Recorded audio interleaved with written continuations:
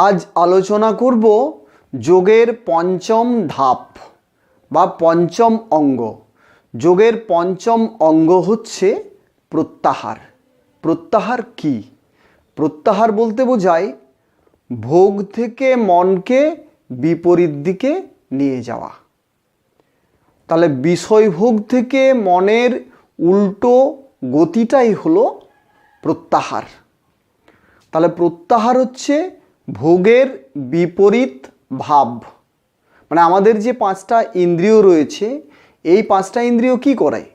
এই পাঁচটা ইন্দ্রিয় প্রকৃতি থেকে ভোগ গ্রহণ করে, ভোগ সংগ্রহ করে। সেটা কি? মনের দ্বারা। তাহলে মন যখন ইন্দ্রিয়দেরকে ভোগ গ্রহণ করতে বলে তখনই ইন্দ্রিয়রা ভোগ গ্রহণ করে, তার আগে করে না। কিভাবে?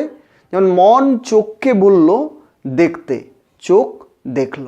মন নাককে বলল ঘ্রাণ নিতে, নাক ঘ্রাণ নিল। মন কানকে শুনতে বলল, তখনই কান শোনে। তাহলে এই যে ইন্দ্রিয়গুলোকে মন কাজ করাচ্ছে, এই কাজ করানো থেকেই মন যখন বিরত হয় তখনই সেটা হচ্ছে প্রত্যাহার। তাহলে ইন্দ্রিয়দেরকে ভোগের বিপরীত দিকে নিয়ে যায় কে? মন। তাহলে মন যখন ভোগের বিপরীতগামী হয় তখনই সেটা প্রত্যাহার। তাহলে ইন্দ্রিয়দের বিপরীত কাজ বা বিপক্ষ কাজ যখন করে মন, তখনই সেটা প্রত্যাহার। এতদিন মন কি ছিল? ভোগের অনুকূলে ছিল। এখন কি করছে মন?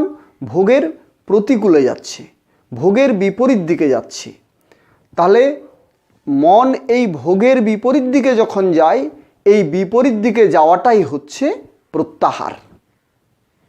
তাহলে প্রত্যাহার থেকেই মন কি করে? আত্মার দিকে চলতে শুরু করে বা নিজের দিকে চলতে শুরু করে। কিভাবে? তাহলে মন যখন তার আত্মমুখী হচ্ছে, নিজের দিকে যাচ্ছে বা স্বদেশের দিকে যাচ্ছে, তখনই সে কি হচ্ছে? তার যে ভোগ বুদ্ধি সে কিন্তু পরিত্যাগ করছে। তাহলে মন যখন ভোগ বুদ্ধি ত্যাগ করে আত্মবুদ্ধি অবলম্বন করে তখনই সেটা প্রত্যাহার। আত্মবুদ্ধি কি? আত্মবুদ্ধি হচ্ছে শুদ্ধ বুদ্ধি, নির্মল বুদ্ধি। শুদ্ধ বুদ্ধির কাজ কি? শুদ্ধ বুদ্ধি যে কাজ করে সেটা হলো মনের যে অশুদ্ধি সেটা সে নাশ করছে। নির্মল বুদ্ধির কাজ কি? নির্মল বুদ্ধি যে কাজ করে সেটা হলো মনের ময়লা পরিষ্কার করছে। তাহলে প্রত্যাহার থেকেই মন নিজের দেশে চলতে শুরু করে বা মন তখন নিজের দিকে যেতে চায়, তখন মন মুক্তির দেশে ফিরতে চায়। তাহলে কি? মন তার পরাধীনতা থেকে স্বাধীনতা পেতে চায়। তাহলে মন তখন, এতদিন কি ছিল? মন ভোগের অধীন ছিল। এখন ভোগের অধীনতা ছেড়ে মন নিজের অধীন হতে চাইছে। তাহলে প্রত্যাহার হলো ভোগ থেকে মনের বিরাম বা বিশ্রাম বা বিরতি। তাহলে যখনই মন ভোগ থেকে বিরত হচ্ছে তখন কি?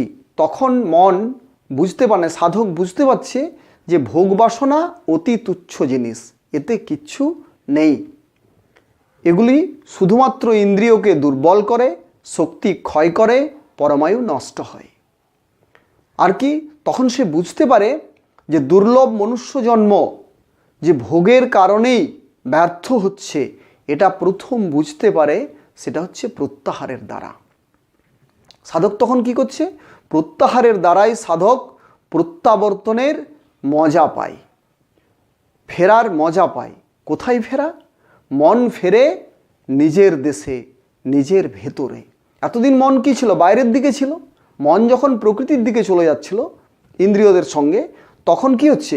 মন অনেক দূরে নিজের থেকে এবং বিদেশে চলে গেল, বাইরে চলে গেল। সেই বাইরে থেকে মন স্বদেশে ফেরে প্রত্যাহারের দ্বারা। তাই প্রত্যাহার থেকেই মন আত্মমুখী হয়, নিজমুখী হয়, স্বদেশমুখী হয়। স্বদেশে ফিরছে মনে এই কার দ্বারা? প্রত্যাহারের দ্বারা। এইবার কি হচ্ছে? তাহলে যে বিক্ষিপ্ত মন শান্ত হয় প্রত্যাহারের দ্বারা, বিপর্যস্ত মন শান্ত হয় প্রত্যাহারের দ্বারা। প্রত্যাহার থেকেই মন যে এত ভুল করে চলছিল, সেই ভুল থেকে মন এবার নিজের ঠিকানা খুঁজে পেতে শুরু করে, নিজের ঠিকানার সন্ধান পায়। তাহলে প্রত্যাহারের ফলেই মন কি নিজের ঠিকানা খুঁজে পায়। প্রত্যাহারের দ্বারাই মন আত্মমুখী হয়, আত্মার দিকে চলতে শুরু করে, পরমাত্মার দিকে তার গতি হয়। তাহলে প্রত্যাহারের পরেই আসে যে অনুভূতি, সেই অনুভূতিটাই হচ্ছে ধারণা। তাহলে কি প্রত্যাহারই এনে দেয় যোগের ধারণা, এরপরই আত্মার ধারণা সে করতে পারছে, পরমাত্মার ধারণা করতে পারছে, নিজের ধারণা সে করতে পারছে। তাই প্রত্যাহার হচ্ছে যোগের এক গুরুত্বপূর্ণ অঙ্গ। সবগুলোই গুরুত্বপূর্ণ, কিন্তু প্রত্যাহার থেকেই যোগের আত্মমুখী হওয়া শুরু হয়।